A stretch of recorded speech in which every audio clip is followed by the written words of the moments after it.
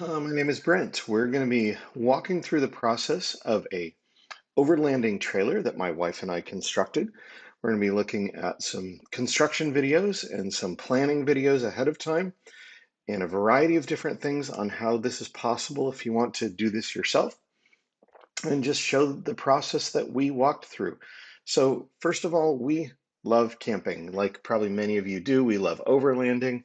We slept in the back of our Land Cruiser for 2 summers and had a great time, but wanted a little bit more room. Got tired of, struggling to find a bathroom in the middle of the night or having a little bit of a cramped sleeping quarters or just a number of different things, but we really enjoy being outside. So this first video is going to be a little dry. I apologize. The rest of the videos are going to be much more exciting once we get to start building the things. So the first thing we did was start looking at trailers that are out there. Obviously, there's a lot of overland trailers out there. We considered buying one that was pre-made, but none of them really fit the bill exactly for what we were looking for. We were also both fabricators. We like doing things ourselves, and we knew that we wanted a queen bed to be able to sleep in the back, and we wanted an interior toilet and shower. So that's this square here. So really the entire trailer was built around those two things, also making it as light as possible. We don't like carrying extra weight if we don't need to. So as we looked around at trailers, we looked at many, many different trailers, and we looked at, what are the specifications on some of these other trailers that we would like to incorporate? How much water are they holding? What kind of refrigerators are they using? Just different specifications like that. How are they making the frame? What are some of the different ideas that maybe we like, we don't like? The Timbren suspension seemed to just be fantastic. Now that we have used it, I would say that was a very wise choice. Um, and then we researched some other things that we had pulled from a little utility trailer that we had pulled with our motorcycles on it. Some of these we incorporated, some of these we didn't. Like the Propex gas heater, we still have not put in there, mainly because of the price tag here. It's a wonderful, wonderful heater. But you know how projects go. Toward the end, we kind of ran out of money a little bit. So then I started to build this spreadsheet. We actually didn't put in all these windows, but we did put in 3 of the first Arctic Tern windows. I cannot say enough about the build quality and just ease of use on these windows. They're absolutely fantastic. There are several things that we'll go through as we go through the process that I would do again in a heartbeat. And those Arctic Tern windows are one of them. Put down some different weights from some different things, and I will come back to this in a few minutes, to this hitch loading diagram mainly. We also had a couple motorcycles. You can see this was my old motorcycle that was really a tank. This became the impetus for me to get rid of this motorcycle, although I really did love my DR650 and have gotten a newer, lighter motorcycle. Not only because it's much, much lighter, but that certainly factored into the equation once we started to look at how we were loading up the trailer. So what I'm going to do is just start here with kind of the design process. And there's 5 separate CAD files. I won't bore you with all the details of everything, but we started to lay this out with the queen bed you can see here, the shower, toilet here, a couple of bunk beds in the back, a rail for a motorcycle in the front, a utility box, place for a spare tire. We decided to run some decent sized tires. We're not running huge tires, but running tires that actually match the size of the tires on the Land Cruiser. We looked at using the same bolt pattern wheel to not have to carry a spare, but the 5 lug wheels that are on the newer Land Cruisers are extremely expensive and very hard to find in the hubs, so that became a little cost prohibitive. So here you can see kind of a starting section. Here we elevated our bed here, and this is for a slide out kitchen that we'll get to later on. We talked about putting an air conditioner or something up on top and staggering the roof, which we'll show as well, and 2 bunk beds at the back and 1 motorcycle on the back. The thinking here was that when the motorcycles are on the trailer or when the motorcycles are off the trailer, it won't fundamentally change the loading on the hitch and the loading on the axles. So here's the DR650, the old trusty DR650 that I traced to get in the computer. Here's the Land Cruiser, and here correctly sized just so we could start to pull dimensions over.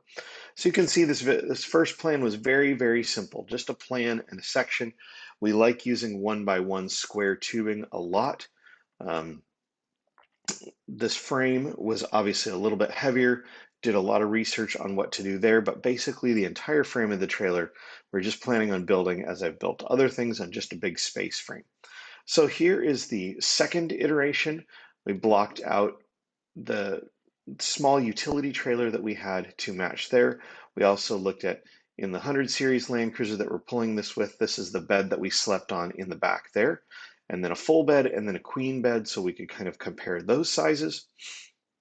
And then you can see I got down to brass tacks a little bit. So we settled on the Arctic turn windows fairly early in the process. Extended the hitch out a little bit, started looking at how turning at quite a sharp angle for backing up, and I want to be able to turn full lock on the Land Cruiser without worrying about jackknifing or pinching anything here. So things got arranged originally at this stage. We are going to put a propane tank here with the spare. Obviously that storage box got eliminated. One thing we really like doing is hearing rain and seeing the stars at night. So we decided to put one of these Arctic turn windows directly over the queen bed. So when we're laying in bed, we can look up at the sky. And then windows on either side in the back for the bunk beds. You can see the frame that is now in place here and starting to piece in things. These squares here, these rectangles rather, represent the solar panels and a little max air fan. We tried to plan out as many things as we could, but obviously as projects go, we ended up changing things along the way. So here's some specifications for a little Dometic air conditioner that we never did end up installing on the top. You can see that now the toilet shower piece is in here to scale. I'm looking at approach and departure angles on the Land Cruiser here and what that is going to mean for the trailer. We did want to be able to take this down some decent trails. We're not going to go rock crawling or anything, but we also wanted to be able to take this down some decent trails. At this point, we were looking at a rather standard hitch with a hydraulic system in there, a pulse brake system, which we did move away from, and I'll go over that in some of the videos later on, and just blocking out how storage is going to go inside and outside. Again, kind of our first pass at that stuff. And then the slide out kitchen. We chose not to do a kitchen indoors because when we're camping, we like to be outdoors. That's why we're camping. So really the interior of the trailer is just for sleeping and using the restroom. Outside, you can see our excellent Dometic CFX 355IM refrigerator, which I highly recommend. Another fantastic product. A little Dometic stove and a little Rivati sink because we like our stainless sink. We also thought about painting this with kind of a camouflage scheme, a digital desert camouflage, and so this was in there to help us visualize that, and you'll see later on how that will come out. So then we moved on to version 3. And so you can see each version of the CAD just gets more and more things figured out. Here we're kicking around potentially putting in an awning on the outside, which we still may end up doing at some point. I'm starting to locate the holding tank, starting to look at drain angles, make sure we have proper drain. We wanted to keep the height of the trailer as minimum as possible, be able to stand up in the shower and not have the tanks hanging down in harm's way. So between the three of those things, it was kind of a balancing act to get everything just right. Here you can see I found some holding tanks and some different things and trying to see how these would plumb. Ultimately, when I started to put these together, and I'm reading a lot of stuff on the internet as we go, we decided to put the black tank directly under the toilet. So if there is any problem, you actually have direct access to be able to put a stick down there and dislodge something if you have a problem.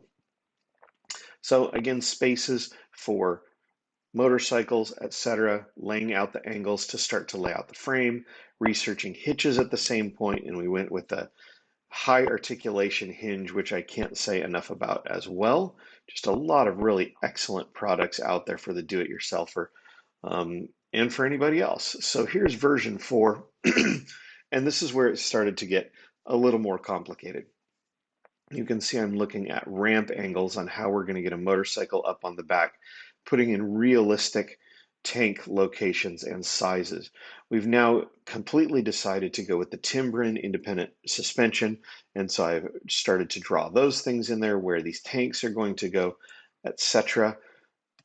Looking at a place for some little firewood storage, we decided to build kind of a utility box up against the trailer in its final iteration. So you can see that here. Here's the timber and suspension where everything is going to go. You can see by the time I did this iteration, I had decided to move the black tank over, excuse me, directly under the shower pan and toilet. Two propane tanks in here. But the main thing I want to come up to here is not the bike that I decided to get, and that is the motorcycle that I ended up getting. But this loading diagram here. So this may look a little daunting at first. I actually took some structural engineering classes in college, so this is not rocket science. Anyone can do this. And I'll explain this very simply, and then I'll show the spreadsheet that actually works. So for the trailer box, I don't want to add up every nail, every screw, every little thing. And so I just said, how much is all that stuff going to weigh? Roughly 1,000 pounds. It's going to be what we call uniformly distributed. So it will be spread over this entire distance on that box of the trailer. So that comes out to, and you can see my dimensions here, 10'8". So that comes out to about 94 pounds per foot of uniform load. And so for the purposes of that, you'll see where I put that into the spreadsheet. We're using lead acid batteries right now, again, because they're cost effective and we just don't have a ton of money to spend on this. The water heater and propane tanks here, which you'll see, the structural frame, which goes from here to here, net loads on these different things. But basically the important thing about this is the weight. So for instance, the spare tire, 70 pounds, and the distance from the axle location to that point. So we just multiply those two things together. And as long as we keep all our units the same, as long as we're doing everything in pounds and everything in inches, or everything in kilograms and everything in feet, it doesn't really matter as long as we keep those units the same throughout. So just a couple basic rules that we want to do here. So if the load is on the right-hand side here, we're going to use a positive number. If it's on the left-hand side of the axle, we're going to use a negative number. We add those things all up at the end, and that's going to tell us our hitch loading at this point when we figure out the distance that you can see here. So that is the graphic there.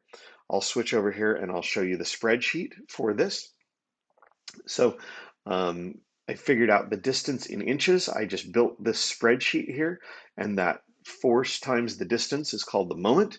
And so there's some positive moments and there's some negative moments. And so we figure out kind of how all these things are going to go on here. Obviously, there are going to be a little discrepancies in how we build things, but this is my guesstimate. So as I calculated everything, we came out to 2,060, right about 2,061 pounds. We rolled it over some high precision scales after we got the trailer completely finished, and it was 2,100 pounds. So within 39 pounds, I can totally live with that. The hitch loading we expected to be 201 pounds, which I calculated here is about 8.89%. Actually, I apologize. This is 177 was the 8.89%. Not quite enough. We want somewhere between 11 and 15% of the trailer weight on the hitch, typically. So what I did here was I added a column to potentially shift that load forwards and backwards. So you can see here this number says 3. If I put 0 in here and hit return, it changes all of these numbers. Now I have 250 pounds on here, which is about 12.6%. If I move that forward 1 inch, there's the adjusted load there. If I move this forward 2 inches, and if I move this forward 3 inches, okay? So you can see very easy to create a spreadsheet that will do these different things. I ended up moving the axle forward about 2 inches from where I originally had it planned because we knew this heavier motorcycle was going to go on the front. We were going to have wood. We were going to have different things on the front that would only add to the hitch loading. If we're up to 10%, we're very happy with that value. So there is the loading diagram, and that's really all there is to that. Pretty straightforward. So in this final iteration, you can see the loading diagram, again, still in there. And now I'm starting to actually pull dimensions off of these different things. So dimensions for this wood firebox at the front, which actually I have not built yet, laid out some pieces for a motorcycle rack, which ended up getting built. But just a couple things to note here that were of extreme importance to me. This is the freshwater tank here, and this is the gray tank. So these are two things that the weight can change significantly. We decided to go with a very large tank. We want to be able to boondock for 2.5 weeks. That's a long time to be out there. So we need a lot of water. Water is certainly probably the most important thing. So we ended up here using a 46-gallon Class A Customs freshwater tank. Class A Customs really making nice stuff at a very affordable price point. The gray water tank, we decided to go with the 16-gallon tank, and then the black tank, 27-gallon tank. Figuring that if we're out in the middle of nowhere and it's gray water, if we're doing dishes, if we're just washing ourselves, that can probably go on the ground in a lot of places. But black water, obviously, need to contain that until we get somewhere, and then do not want to have a lack of fresh water. So that's where we ended up there. Go back here to the CAD. Um, what I did is, because these can change in weight so much, centered both of those tanks directly over the center point. And I'm going to say axle probably at some point, but this is a Timbren axle-less suspension. So over the center line of the wheels.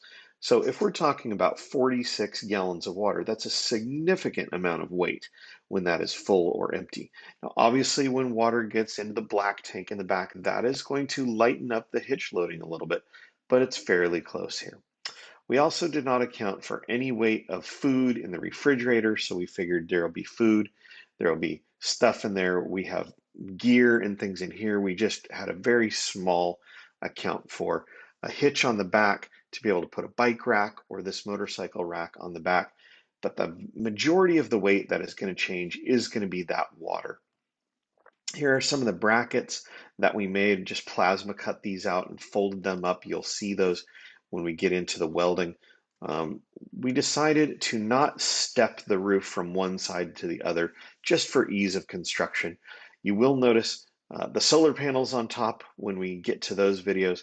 We did offset this window off to the side so that it's directly over the bed. We put the max air fan on the slope on the back rather than up on the top to keep the overall height as minimum as possible. And the spare tire you'll see here actually got mounted up inside the frame to keep a nice high clearance out here. The motorcycle rack, actually, you can tell from this drawing up here, goes up and over to accommodate this spare tire down in between there. And you'll see that more clearly when we get to those videos. So here we're laying out sheets of material on how we're going to cut some different plywood and things like that for the inside and the outside. You'll see that in all the rest of the videos. So that is pretty much it for the intro. I'll just go back to these spreadsheets very quickly here so you can see where you could potentially save some weight. Obviously, in the batteries, you could save some weight by going to lithium batteries if you have the money for something like that. Main structural frame, we ended up going relatively light, 190 pounds for the overall frame is very, very light. We've never been anywhere close to a full black tank. The most we've ever had in that is about a little less than half, which is good. Sink, stove, fridge assembly, we ended up reconfiguring a little bit. From there, you'll see that in the other videos. But as we went through here, we actually came out very, very close to what we were expecting. Actually, was a little shocked, to be perfectly honest. It was much closer than I intended. So just a couple more things very quickly. This funny looking diagram here are the mirrors, the size and the distance between the mirrors, stock mirrors on the Land Cruiser. So what we wanted to do was not have to have big mirrors that we stuck on the outside. We wanted to be able to go down a trail and have this trailer follow us anywhere we went down the trail and not be catching trees or things. So I laid this out here, so I split the difference. This trailer is the exact same width as the Land Cruiser, fender well to fender well. So you can see it is a little bit taller, but it does have a decent amount of ground clearance. But the width and the track are exactly the same as the Land Cruiser. I highly encourage you to do this. just makes towing so much easier. You know, if your vehicle fits through your trailer, is more likely than not going to follow you through there unless you're turning really tight. We also put a healthy distance between the center of the wheels or the axle, if you're using an axle, to the hitch point. And what that does, it just makes it easy. It pulls nicer and it's easier to back up. I've made trailers with very short wheelbases from hitch to center of axle, and they're very, very difficult to back up. You can get yourself in trouble really quickly.